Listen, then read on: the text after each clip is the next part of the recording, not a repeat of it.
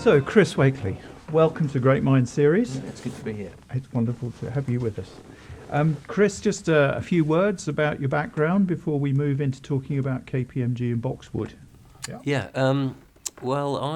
My early part of my career, and quite a lot of my career, was in the armed forces. I started life as an aeronautical engineer, then spent some time flying, and then I moved into the world of information systems. I ended up being the head of global information systems for all operations for the three armed services. So that's what I did towards the end of my time in the military. And then out of that I went into consulting and then into setting up Boxwood, which was 10 years ago. And Boxwood has been tremendously successful. Yeah, no, it's been a fantastic journey actually, and I've been asked to do many things today. One of which was what do I look back on and think of some of your proudest moments? And I think, one of those was passing my flying course, which meant a lot to me. And as my wife said, not to be confused with working for a living. But I think the other great thing has been part of the Boxwood story. It was a fantastic group of guys who came together to build something different for the world of consulting. And we recruited a very special group of people with lots of diversity in that group, and because of that we had a lot of really good quality ideas and thinking in that group, and then we built Boxwood, which became a very well-known award-winning consultancy for our brand of business transformation, which is really all about delivering very clear top and bottom line results for CEOs. Let's talk about one of the major successes then, to give the viewers an idea of how it's been for you. 2014, Yep. MCA winner. Yes. For working with Balfour Beatty and National Grid. Yes. Identifying 1.2 billion of identified savings over Yes. an 8-year period. Yeah. So tremendous achievement. Tell us about the evolution of the project. Tell us about some of the challenges that you guys addressed and resolved. Well, at that stage, Balfour Beatty and National Grid were in this gas alliance. It's now a bigger gas alliance, and I think that there was a great deal of price and service pressure on pretty well everyone in the industry. Yep. And at that stage, I wasn't obviously there for this conversation, but I understand that our client, which was Balfour Beatty, along with many others who provided services for National Grid, were really in a position where they needed to make approximately sort of 25% saving in the delivery Right. of that service, which is an enormous number because none of these businesses are underperforming. So it was an enormous target. In the end, actually, of course, it would be nice to say we got 25. Well, we didn't. We got a little bit less than that. But I think the very important thing is we got a very significant number, and we did deliver that number with Balfour Beatty and then for their clients. And that led to them receiving a significant amount of extra work and obviously a very big bottom line improvement to their business. I think it's like so many pieces of work where there's a great deal of complexity in the fulfillment of that contract, and what Balfour Beatty were essentially doing is laying a very significant amount of sort of pipe work every year, I think some 200 kilometres, Yep. and providing a lot of services for National Grid. And of course those services in many respects are quite complicated because the client specifies, the supplier delivers, the supplier has a supply chain. Yeah. It's a pretty complex and extended supply chain, and I think what we were able to do, which I think is fairly typical of the way Boxwood works, is not only work out the challenge intellectually and financially at the top, but also to get down to what we would say is the front line of the business, and to see actually what goes on, and to work with people to see how things can be done very differently, how things can be done more efficiently, more effectively, and in the bottom line, a lot more cheaply, but also maintaining the quality. And I think that it's quite a challenge to work at all the different levels in the business, and I think that's why we built a firm and recruited people who are comfortable working at the CEO level of a business. Yeah. Comfortable having the analytical horsepower to work things out, but also able to get down to where there's a lot of very hard-working people on the front line, often in difficult conditions, Yes. trying to deliver and fulfill those services. And to essentially then to have that end-to-end view, which very often people don't have.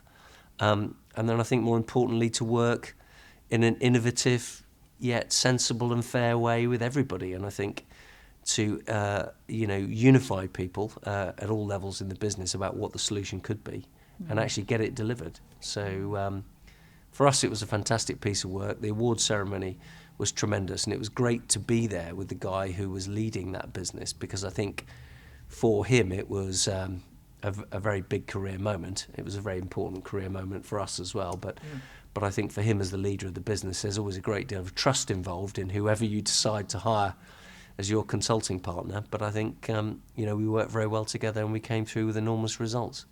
I think it's fantastic the getting across to the entire workforce, as you say, the people at the front line, but also crossing the organisations. Yeah. You seem to have done that very well. It's a bridge between National Grid and Balfour Beatty and so on. Yeah, no, we're very good at. We tend to employ people who've got a mix of industry and consulting skills. Yeah. And we also look for people who've got, dare I say, something extra going on in their life. And we've got all sorts of people, from musicians to actors to world skydiving champions to dancers, you name it. We've got people who've got lots of going on in their life. So not only are they academically very bright and very able, they've got this mix of experience, and they've got the kind of personality to get out there and work with people. Because I think so often you can be in organisations and look down, and there's a great tendency to think that people are resisting, changing or resisting adapting. And of course there will be occasions when that's true.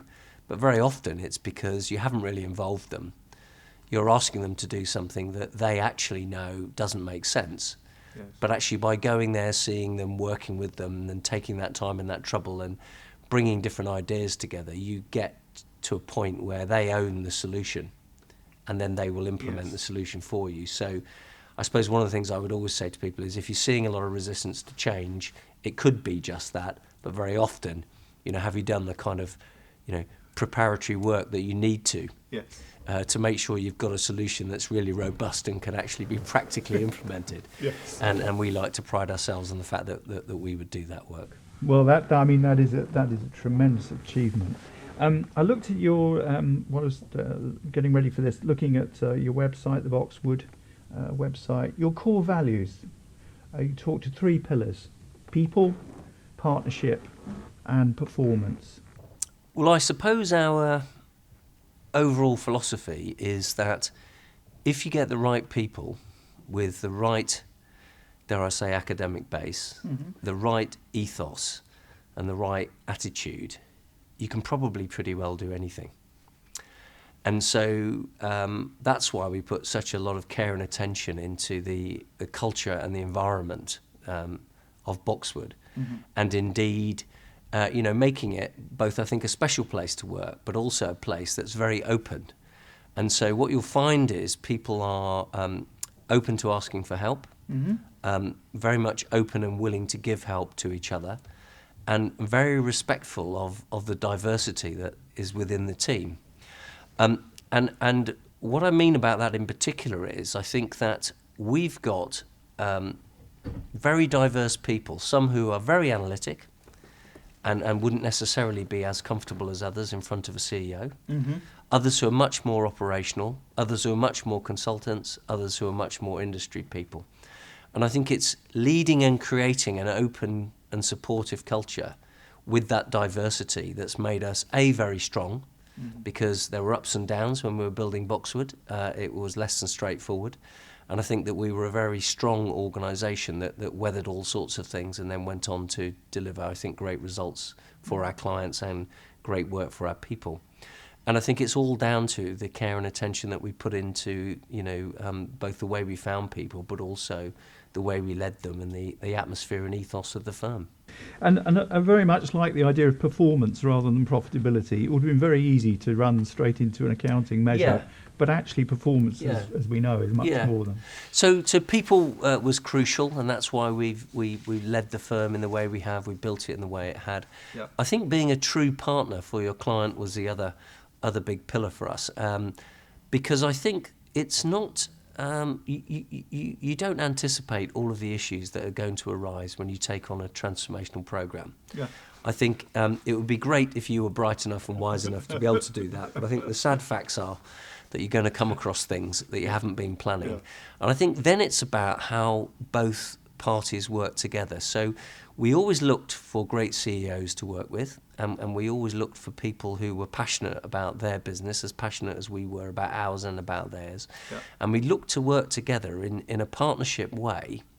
And because at the end of the day, both sides are going to come up against things that they didn't foresee. You're going to have to work through issues. Things don't unfold as they might do in some textbook. It just isn't like that. Yep. And so having that mature relationship and that proper partnership, together with the right people and a focus on performance, because I think at the end of the day, generally people are paying consultants a pretty fair amount of money. Yes. And I think as a consultant, it's really important to make sure you're delivering value every day for your clients, and that there's a very clear return on the investment. And I think that's something we always prided ourselves on, that we would always make a very significant return on the investment in our fees. And of course 1.2 billion is a very specific number, which is good. And there are lots of other projects that we've done in all sorts of industries, from media to software to telco to food, where we've been able to achieve some very significant results. Yes. But I think, as always, it's important that you've got the right client with the right leadership in the client and the right relationship with the client, because you certainly can't do it on your own. You can only do it together. Yeah. I think that in terms of the Balfour Beatty National Grid project, for example, obviously, and as you say, when you're going into a transformational project, there are all sorts of things you're going to find that you didn't expect to find. Yeah, but there's also a sort of interface between the technically complex issues and the more operational issues and so on. Do you find difficulties with that interface and tackling that bridge between the technical and the non-technical? Or? Well, we tend to think about it, and I hope this is answering the question. We tend to think of the political, rational, and emotional issues that exist in any business, and the rational ones you can normally work out. Yep. Very often, you can have very good analytics, and you can ascribe values and numbers to most of that. So I think we can all understand that. But then you're dealing with the sort of political dimensions of a business, and I think there's lots been written about that over the years and what goes on within complex structures. Yes. And then you're dealing with emotional aspects, because I think that and again, I think this is the advantage of being an external to the person who's running the business day to day. Yes. But it's also a reason why we employ people who've been in the line, is that I think when you're there day in, day out, living with the stresses and strains of a business, particular business in the current environment, with a whole set of new pressures upon you, it's really hard work. So there are going to be some emotional aspects to all decision making. And so what we've tried to do is have an approach that deals with both, the hard sort of technical aspects of something, and perhaps what people call the softer, but wrongly to call them softer, issues around political and emotional, because I think that the people issues are really where most of the major sort of difficulties are. But again, I think if you work in a mature way with people, and you take time to explain things, you take time to work through the right solutions, and I think by and large, most of our programs have resulted in there being an uplift in performance. And of course, the greater uplift in performance, then the less there has to be on perhaps some of the negative aspects of restructuring. So tell us a bit about Boxwood's marketing strategy, how you get new work through the door. Yeah. Well, I think there was probably Boxwood pre KPMG and Boxwood now, and I think Boxwood pre KPMG was much more about personally reaching out to key business leaders, both in sectors and companies where there was clear disruption. And I think one of the ever-present places where there's a lot of disruption is on the high street. And if you look at retail and the changes that have occurred, particularly the shift to the omni/digital world, then there's a lot of changes going on in people's, both their business model and also the operating model of their business. So there's a lot of disruption.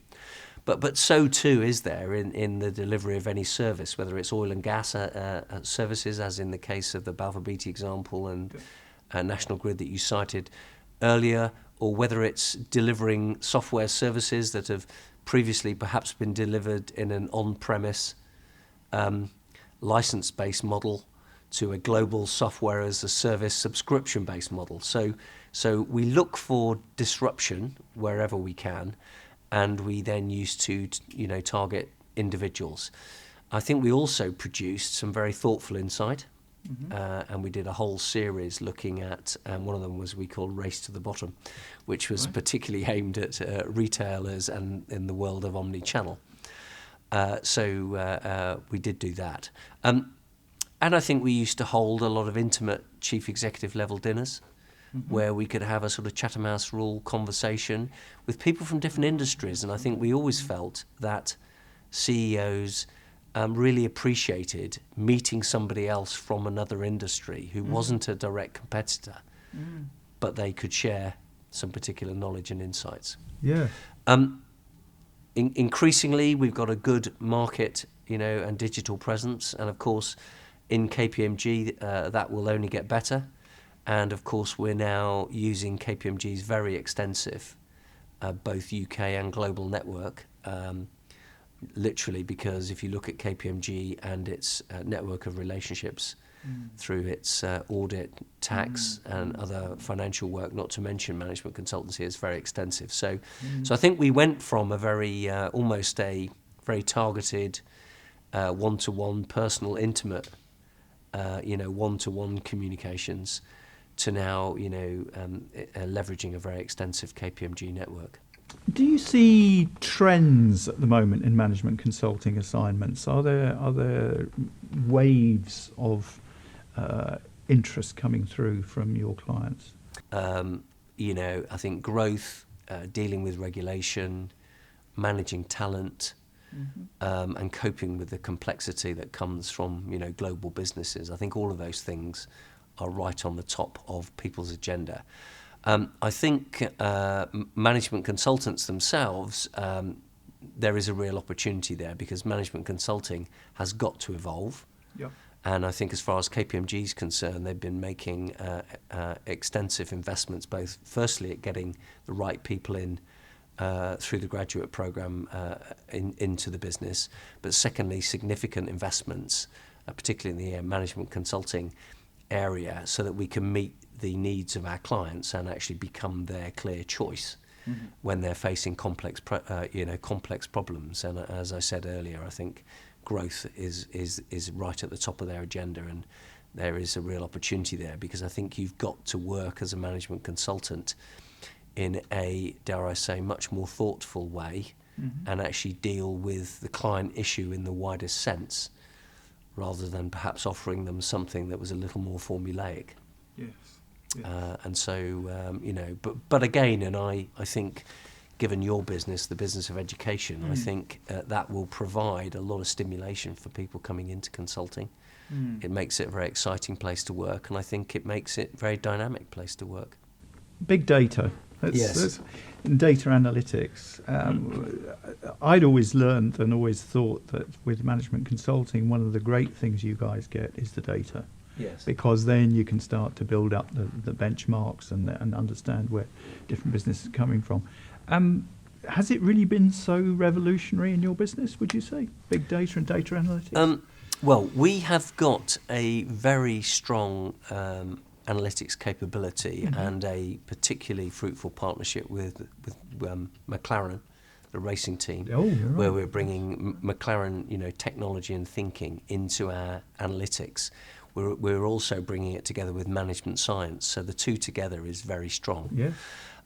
But I think my overall view on big data is, obviously there is now the computing power to analyse pretty well anything you want and to look for all sorts of patterns. But my personal view is one of always being hypothesis-led and having a really good old-fashioned think before you then go looking for the data.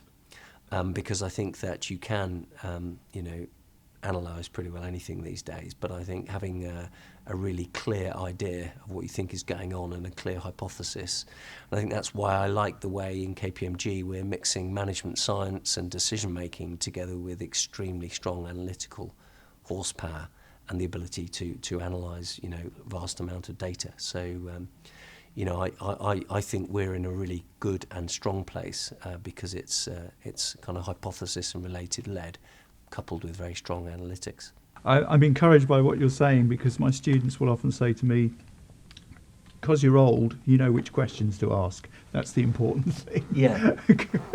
Well, it's interesting because, of course, because you're old, you do know certain questions to ask. But what I think is really powerful is you mix the young and the old. Yes. Because, quite frankly, people will come up with things that we could only imagine. Yeah. And I think that that's why you need to have the right environment in your business so that people can come together, all sorts of people can come together. And I think it's really important that it's not just the old and theoretically experienced who have the last say or whatever, because my personal view is that the strength is in the team, the strength is in working together with different people, and the strength is in working with different people with all age groups and experiences, and that's where the really good ideas come from. I mean, one of the other things we always talk about in higher education is blended learning. Yes. So we're forever talking about the right mix between the classroom and everything else. Yeah? Yes. I mean, do you in some of your consulting assignments, for example, do you have a sort of, is there a blended learning element to some of the things that you might bring in if you're trying to, for example, communicate an idea across the organisation, perhaps online modules, learning modules, those kind of things. Do you see those opportunities coming through? Well, KPMG does have very extensive online training that's available to everyone.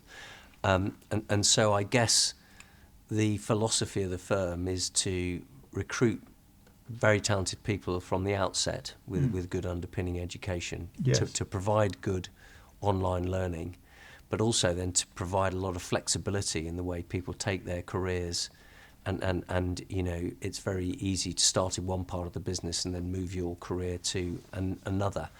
I am a great believer in both on-the-job learning, and when I say on-the-job learning for me is not just we give you a project to do, you do it and you learn, but it's almost like pressing the pause button, periodically, and recapping on what you're seeing as a project team, talking about what's working, what isn't, looking ahead to what's coming in a project and thinking about it, and also capturing the learning as you go, and then running more in-depth, modules and courses.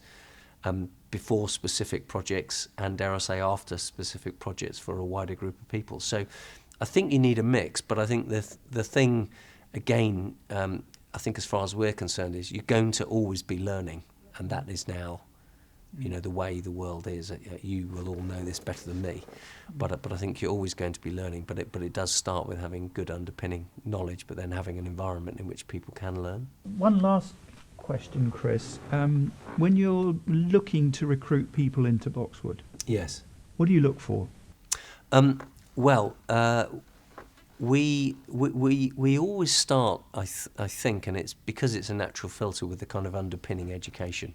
Yep. So we're looking at people with a good first degree, we're looking at people with a master's or an MBA or something on top of that. And then we're really looking for that blend of experience or something in that CV that makes it perhaps jump out. Okay.